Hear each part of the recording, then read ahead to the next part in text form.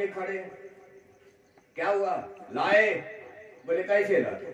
बोले क्या हुआ? बोले वो कह रहे हैं कि दोस्त भी दोस्त की जान लेता है।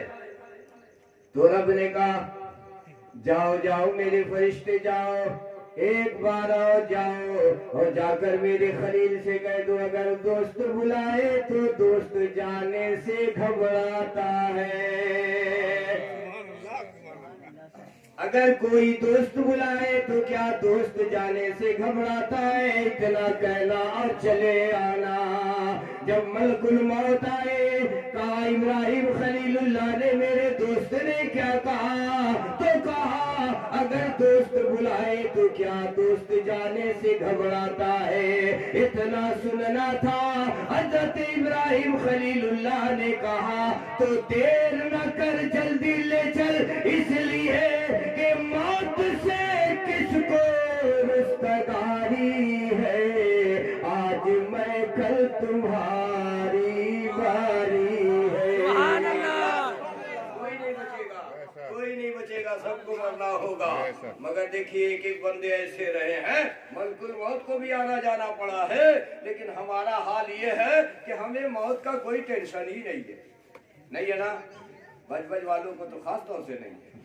हाँ, मलकुल मौत भी सोचता होगा कि हम कहाँ आ गए। काहे जानते हैं? जब बहुत बिगड़े हुए लोगों के पास मलकुल मौत जाते हैं तो उनको भी सोचना पड़ता है क्या करें। बहुत बिगड़े हुए माहौल है ये। हमारा बजबज बहुत खसारे में है। सिर्फ सजदों से काम नहीं चलेगा, सिर्फ नमाज से काम नहीं चलेगा। मैं जानता हूं, मैं मदरसे में पापड़ बेलने नहीं गया। मैंने भी किताबों में पढ़ा कि दुनिया में अगर सबसे बड़ा, सबसे अच्छा, सबसे सुनहरा, सबसे अहम, सबसे बेहतर अगर कोई इबादत है तो वो नमाज है।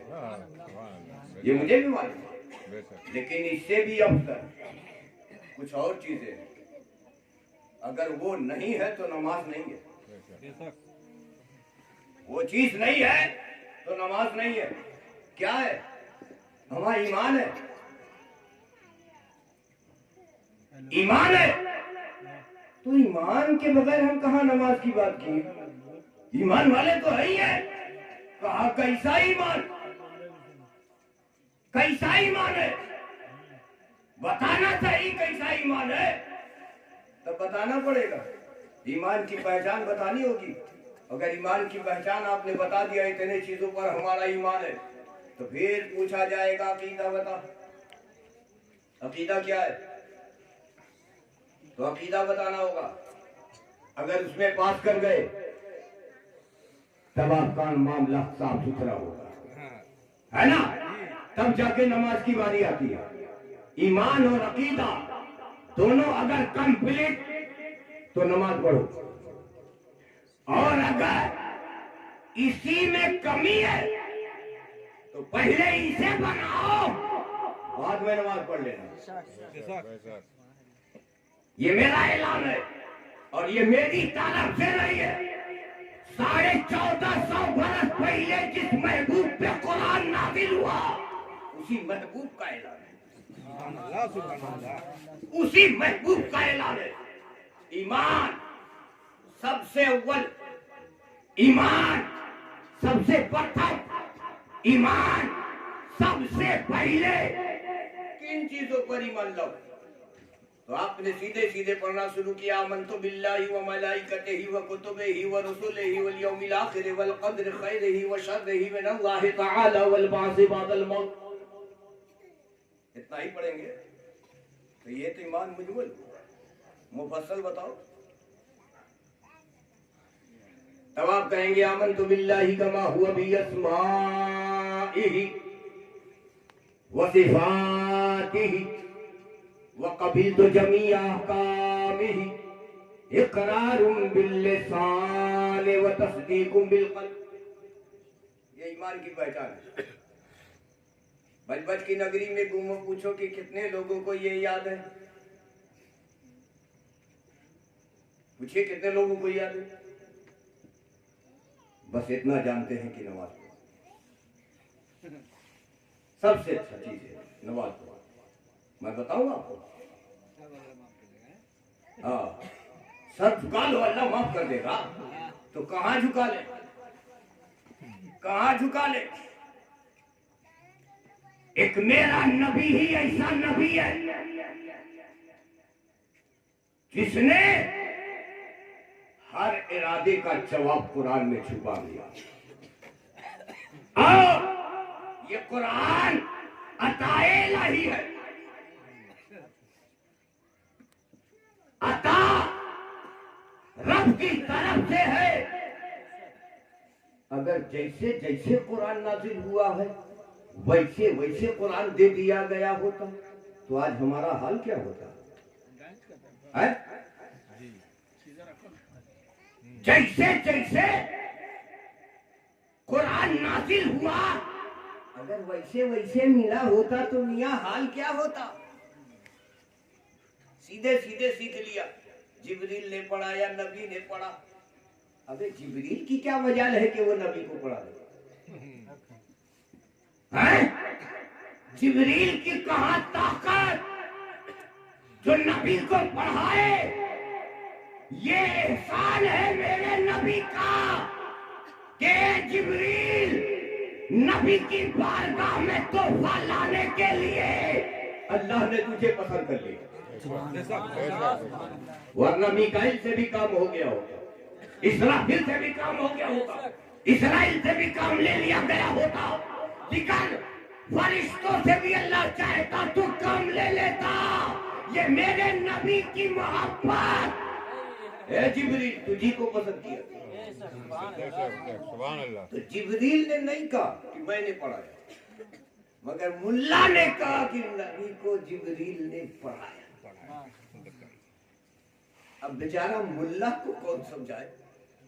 है? एक आदम है, एक आदम है, आदम अलैहिस्सलाम को सब जानते हैं ना। अब आदमी है तो आदम को नहीं जानेंगे तो किसको जानेंगे?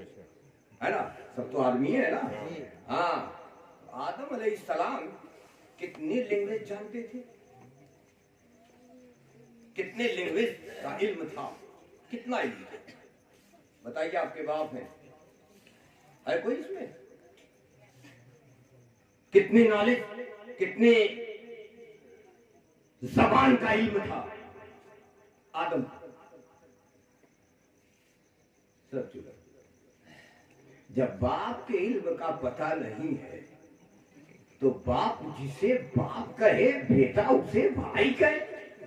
क्या बात है, क्या बात है?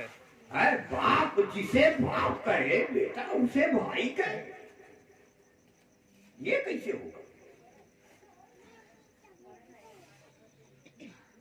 72,000 ज़बान जानते थे। सुभान अल्लाह, सुभान अल्लाह, सुभान अल्लाह। ये आदम 72,000 की ज़बान जानते थे, मगर आदम नबी के नूर के सदके में पैदा हुआ। जब आदम नबी के नूर के सदके में बने तो 72,000, तो मेरे नबी के इल्म का अंदाजा कौन लगा सकता है? सुभान अल्लाह, सुभान अल्लाह। कौन बता सकता है? किस माँ के लाल के अंदर इतना दम है कि वो नबी के इल्म का अंदाजा लगा ले? जब रब ने कहा महबूब वअल्लमा का मालम तकुन तालम, ये कुरान है, जितना था जितना चाहा मैंने आपको इल्म अता कर दिया। सुभान अल्लाह, सब आपको अता कर दिया। हर जबान के आप मालिक हो गए। झूठी बोले तो आप समझेंगे। सुभान अल्लाह। जब सुलेमान अलैहिस्सलातु वस्सलाम झूठी की आवाज समझ सकते हैं तो मेरे नबी नहीं समझ सकते हैं? समझ सकते हैं ना? जी। तो मेरे प्यारे, होश में रहना है, बेहोश होकर के नहीं रहना है। बेहोशी में आइएगा तो ईमान से चले जाइएगा, और जब ईमान निकल गया तो सजदा रुए जमीन पर सबसे ज्यादा किसका है? इब्लीस का है। ईमान ना होने की बुनियाद पर इब्लीस हो गया, इब्लीस हो गया। अगर मेरे पास सजदा है, ईमान नहीं है, तो मैं क्या बन जाऊंगा? शैतान। शैतान। शैतान हो जाऊंगा ना। अल्लाह ना करे यार ऐसा हो जाए। हम तो हुब्बे नबी में जीते हैं। मेरा जीना मेरा मरना सब मेरे मुस्तफा के लिए है। लेकिन अल्लाह से दुआ करो कि पहले अल्लाह ईमान की दौलत। अच्छा, मर्दों के लिए ही नहीं है ईमान, औरतों के लिए भी है। हाँ, औरतों को नहीं कहा गया कि सुबह उठ करके वजीफा पढ़ो तो गाली दो। 1000 गाली एक सांस में, ये अल्लाह के रसूल ने नहीं कहा है? तुम भी अपने जबान को संभालो, अपने शौहरों की इताअत करो। शौहरों के लिए जरूरी है अपने बीवी के हुकूक को अदा करो। अगर तुम दोनों में से किसी ने ज़ौजैन के हुक्म में मुदाखलत किया है, कमी किया है, तो तुम भी जहन्नमी हो और वो भी जहन्नमी है।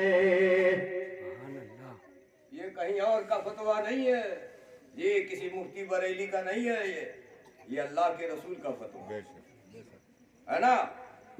हुकूकुल इबाद हो या हुकूके ज़ौजैन है, ये सब पकड़ वाली चीज है।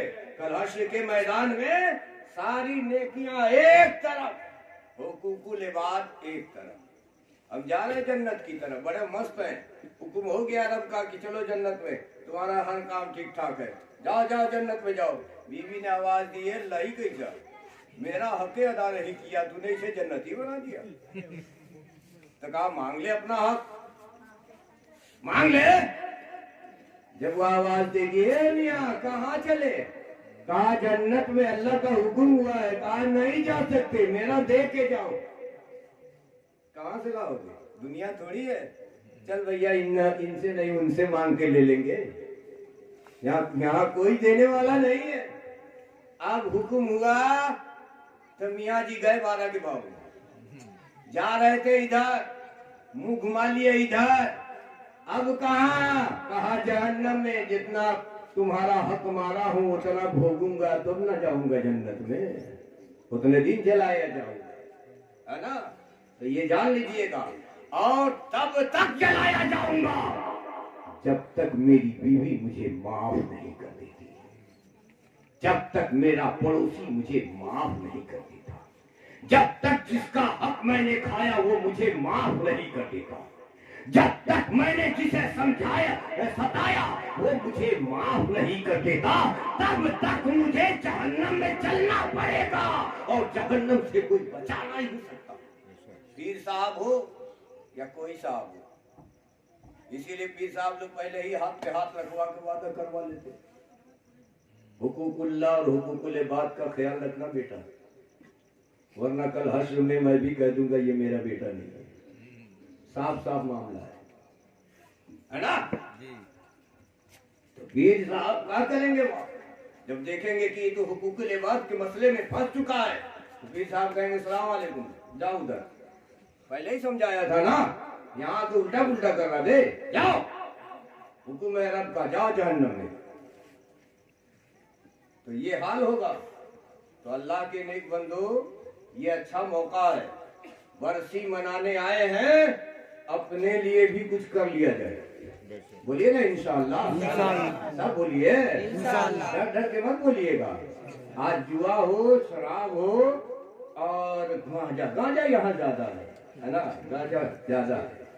अच्छा ठीक है, जना भी है, और माँ बहन बेटियां बड़ी अच्छे अच्छे कलमा पढ़ती है।